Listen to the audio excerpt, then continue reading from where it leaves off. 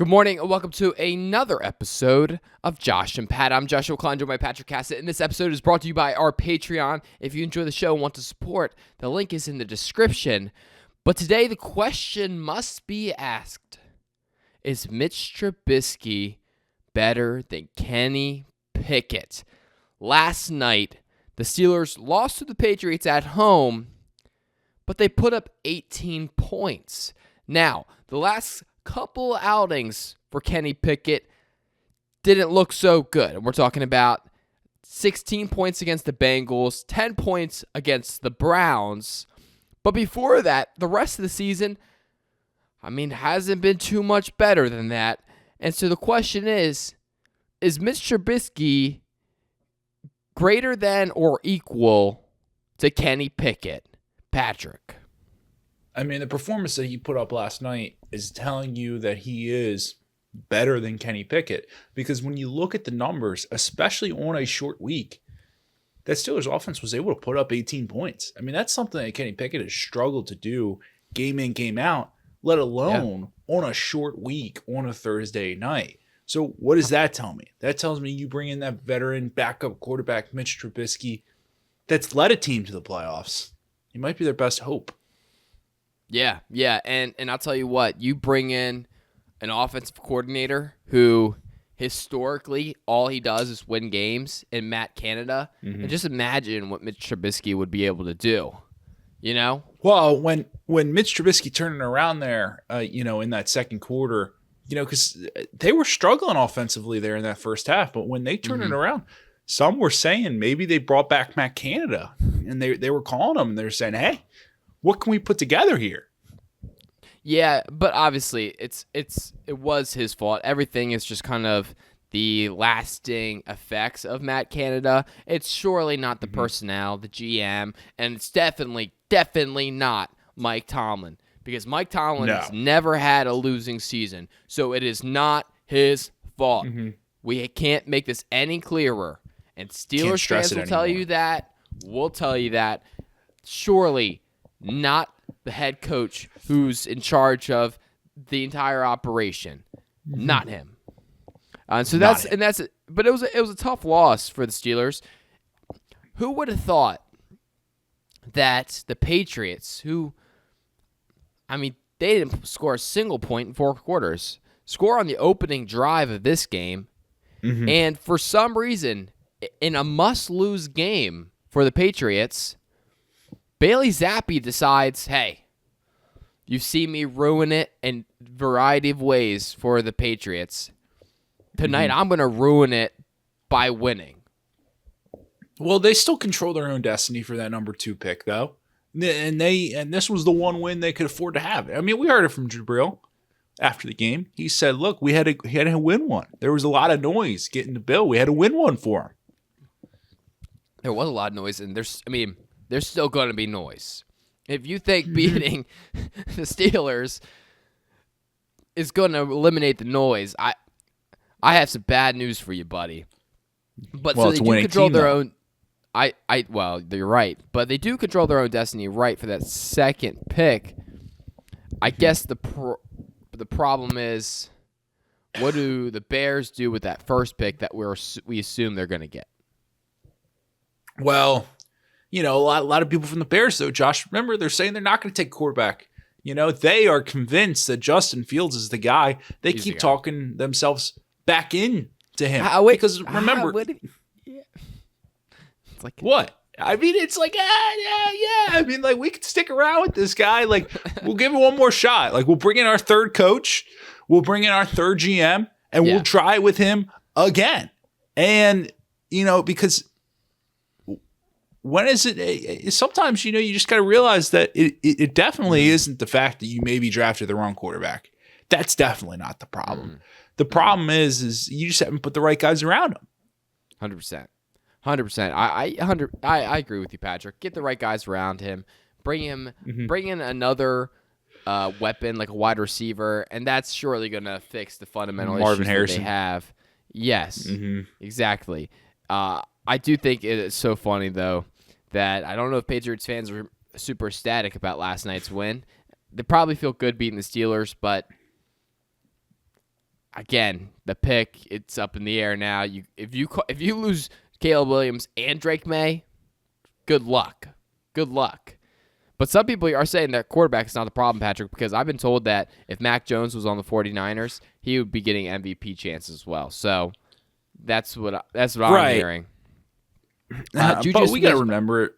Oh, sorry. You got to remember, though, that like Mac Jones, he doesn't have that farm background like Brock Purdy does. You know, he's got that hardcore, that hard work ethics. Yep. And, you know, there's some people that think just because they grow up near a farm that they inherit that. And, you know, and unfortunately, I don't think Mac Jones was even near it. And so he probably didn't even inherit that. Okay. Well, so that's the thing. Juju Smith-Schuster, revenge game, gets a touchdown. Has to feel good against the former team because they let him go. They let him walk. Well, Josh, and I thought the knee was going to explode last night. I saw him take off, you know, accelerate a couple times, and I was like, I was watching out for both kneecaps because anytime I'm still waiting for them to explode. Yeah, is it still like an any day can happen? Is it like a Yellowstone situation? Well, yeah, it could be a Yellowstone situation. We don't know when it's going to happen, but just be prepared. And I don't even think Juju knows when it's going to happen, Josh. Or if it's going to happen. Listen, I've been hearing Yellowstone's going to explode for a long time now. I'm waiting for it to happen because I'm told when it happens, pretty much West Coast, done. Yeah, it's kind of like Boy Who Cried Wolf. And the West Coast is just, it's like, that the entire West Coast is pretty much gone if this happens, right? I mean, that's what my sources say. I mean, I watched 2012. I don't know about you. Oh, yeah. Well, I think that was a bit of an exaggeration potentially. Oh, there's no way. No, everything was statistically right and accurate. Got it. So East Coast is dead too? I mean, eventually, but I don't think we crossed that bridge yet. Got it. Now, one more question about Yellowstone, though. Like, is it actually, like, day-to-day? And if that's the case, like, why aren't we more concerned about that? Well, I would think maybe it's more year to year, you know? And it's like, we get to the end of the year, you get into the coach's office, and it's like, hey, we're going to renew you. And, you know, I'm sure since it's the end of the 2023 year, they're probably having conversations about that right now. 1 year contract, maybe. Yeah, exactly. And just keep re-upping it. Gotcha. Now, another play, Patrick, that is getting scrutinized. Deontay Johnson goes for a catch that really could have changed the tides of the game. Steelers were trying to make a drive, and if they score a touchdown here, I mean, they control the game.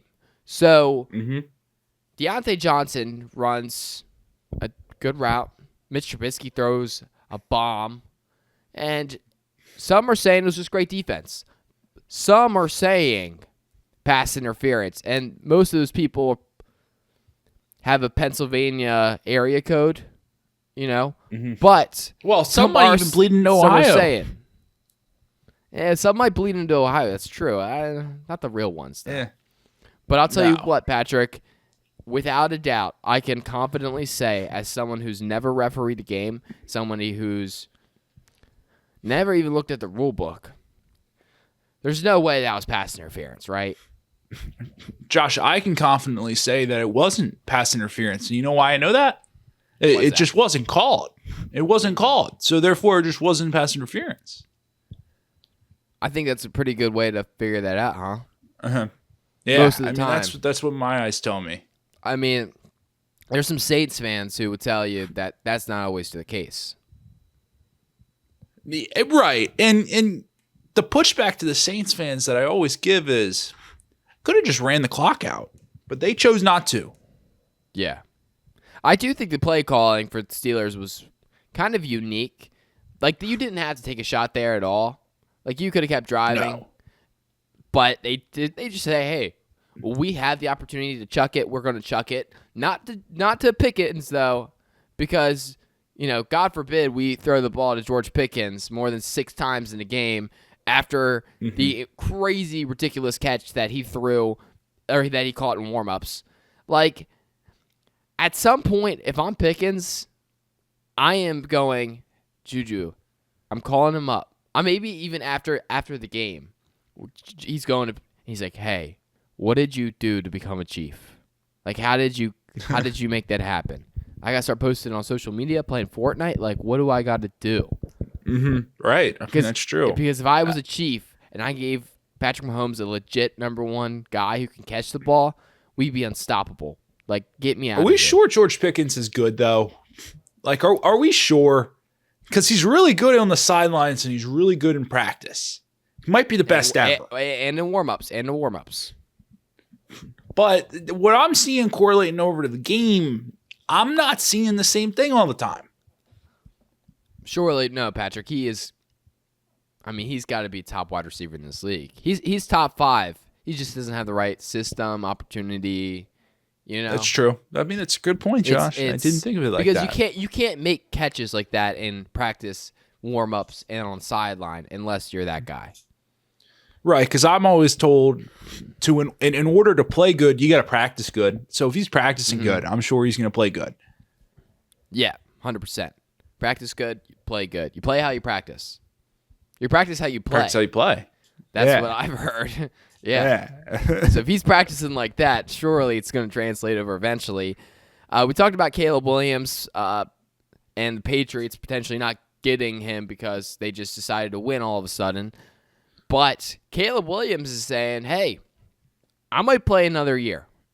And the conversation is kind of getting heated this last week of whether Caleb Williams is going to stay, whether he's going to go, what's the best decision for him, because the deadline's coming up. And I just want to say this, Patrick. If you think for a second Caleb Williams staying in college another year is going to be financially better, you are ridiculous. You think he's going to make, sure, maybe he makes more NIL. Maybe somehow somebody comes to the table with a ridiculous NIL deal that says, keep him around, let him stay, and he makes all this money. And he, decides, hey, I don't want that first round rookie quarterback, first overall pick contract, which is pretty not bad. It's not bad. It's pretty good. Pretty solid. But he then delays an entire year of him getting his extension, his big deal. Like, that's the thing. He's putting that, whatever the next contract is by the time he gets there, he's delaying that hundreds of millions of dollars one more year. An extra year of potentially, like, what if he could tear his ACL in college this year and then never have that same step, and maybe that hundreds of $1,000,000 contract that he could get, that's lower. That's lower than what it could be. His ceiling could be the roof. I just don't understand it at all. Yeah, hear me out, Josh. If the way I look at NIL is I look at it as endorsement money, right? So if I was going to be endorsed to play, wouldn't I just make the same amount of money in endorsements in the NFL on top of the contract my team pays me? Right. But clearly I'm not thinking about this right, Josh. I'm not in the room with him, and I'm not the guy that's there to, hold him on my shoulder as, after losses. Well, I don't think, and maybe the argument's not that he's going to make that much. Like, it's not like, oh, well, he can make the same amount of money or he can make more money. I don't think that's the argument. I think that it's like, well, if he doesn't like the situation, he could still make pretty good money. But I'm trying to tell you that the gap between pretty good money and really, really good money is substantial. I think you got a good point, Josh. That's all I'm saying. And now, granted, Caleb Williams on the Patriots, wouldn't that be something? He's basically the Dak Prescott of the AFC at that point. He would be because, and you imagine they probably bring in a new coach then, new regime. They're probably, you know what? Right. Robert Kraft would probably just bring Lincoln Riley with him. Oh, I didn't even think about that. Yeah, I mean, and then you keep Bill Belichick around to be your defensive coordinator, figure that out. So him and Steve in the room, and then just like that, I mean, the Patriots dynasty's right back on. you're just rolling for right away. You're just Yeah, like, hey, I mean, we're it just back. never.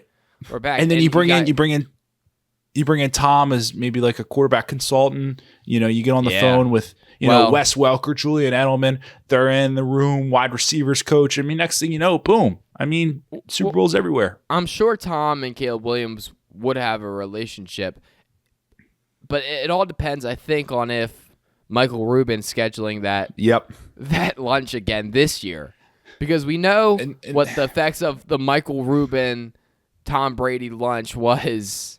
And who was it? Offset, was he there too? I don't believe so. I don't think Offset was there. Who was the rapper? There's a rapper there. Right. I don't remember it being Offset. Was it 2 Chainz? Who? It could have been 2 Chainz. I don't know. I don't know. I'm a little lost here. And I feel bad that. Can you search that up real quick? You have your phone. Yeah, I'm gonna. Okay, search that up. But basically, Patrick, we look at the quarterbacks who were there. I mean, they're doing well. C.J. Stroud. Do you think C.J. Stroud has the season that he's having without that lunch? I don't know. Probably not. But if they have it this year, that's the question. It's going to be like, it's the Michael Rubin lunch watch. Oh, it was Travis Scott. It was Travis Scott. Okay. Travis Scott was there. Yeah. So that's that's an elite company. Chains. Yeah. It's big as it gets.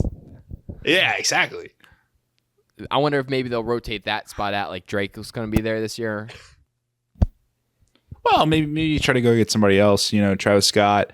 Maybe you bring in maybe Quavo or something, because Quavo is going back to school. He's going back to school. He's going to University of Georgia next year. So, you bring in that kind of elite company and that mind into that building. I mean, that's 100%.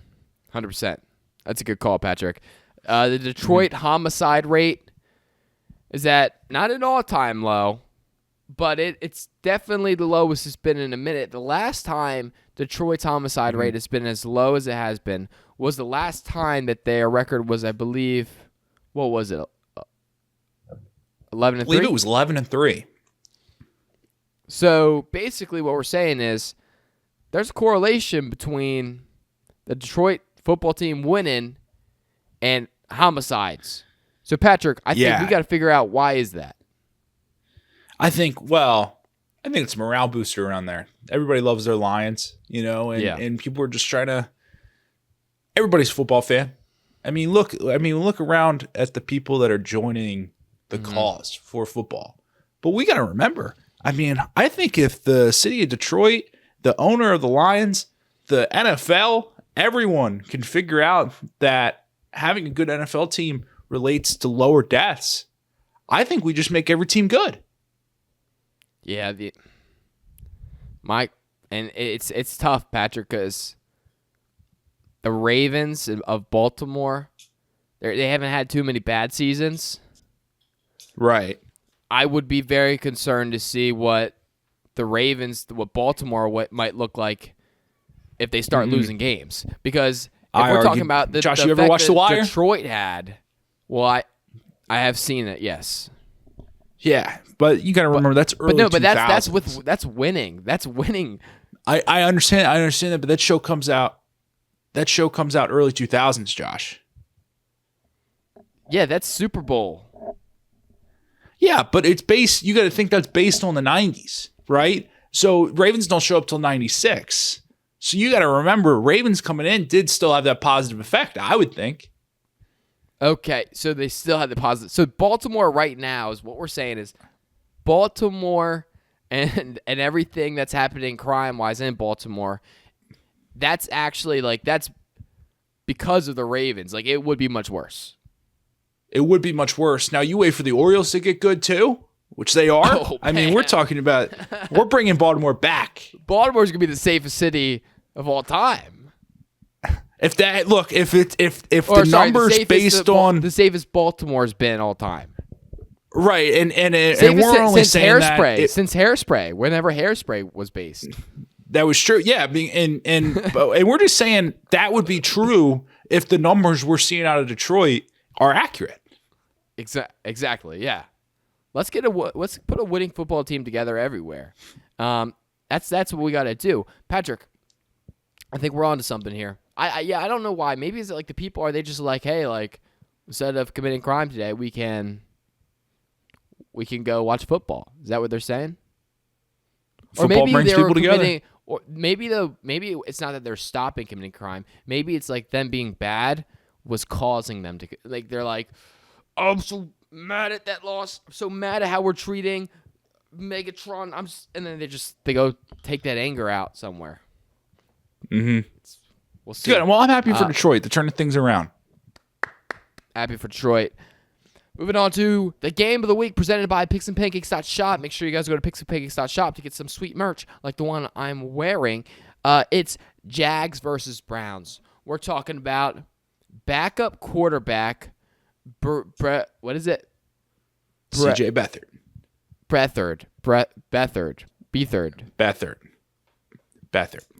CJ Beathard versus, we don't really know. We don't know who the quarterback of the Browns is going to be. Joe Flacco went back down in the practice squad, but I'm told that's like standard procedure. It's a standard. So he's probably going to be right back up. Yeah. That's what I'm told. Because people were mad at me. I made a video about why Deshaun Watson was in the box. And then everyone was like, Joe Flacco just got put down to the practice squad, so you don't know what you're talking about. And then people to that was saying, actually, that's standard procedure. You just don't know, you dumb. And then they start getting mad at each other. And so I don't really know, but my sources are telling me that it's standard procedure. Joe Flacco's going to be back. Right. And Trevor Lawrence might even play, Josh. And here's my ruling on this game. And we're making this ruling under a lot of assumptions. Yeah. Because we don't know who's going to play. And that's a real big issue when you try to, make a prediction on something when you don't know who's going to play for either team. And so I'm going to give two predictions. If Joe Flacco plays, Browns win by a touchdown. If Joe Flacco doesn't play, the Browns lose by 2 touchdowns. Ooh, okay. My prediction: if Joe Flacco plays, they're going to win by a touchdown. If Joe Flacco doesn't play, they're going to lose by 2 touchdowns. Oh, Josh, I could see that happening. I could see that happening. I could see that. That's a great prediction. Josh and Pat updates. The only Josh and Pat update is that there was this. I mean, I've never seen a more beautiful girl potentially, and friend of a friend. Okay. And Patrick, his responsibility was to go meet this friend, put in a good word for me. Patrick doesn't come through. He gets sick, and he says, "I can't do it." And so I'm gonna be blaming Patrick's immune system for the success and failure of this pursuit. Right hand up. I have to be better. But if it makes you feel better, she didn't even go to the party. So, well, that does make me feel a little bit better. Well, that does. So, I mean, right hand up, the immune system. We're trying to get back on track this morning, but not totally on me though. Okay, so it wasn't so like even if you, but maybe she goes if you're there. Right, you got to think. Yeah, maybe things line up. Right, because I'd have that positive effect, bring people more. Yeah, well, exactly. It's the butterfly effect too. Yep. And so, yeah, man, we gotta figure that out. We'll keep you updated. But so we got 2 pending situations. Yeah, rip to the other one. Well, it's not over. Because that's a tough one to come back from. It's like, I see the most beautiful girl I ever seen before. Well, it's not you. It's this other girl. But no. She'll. listen.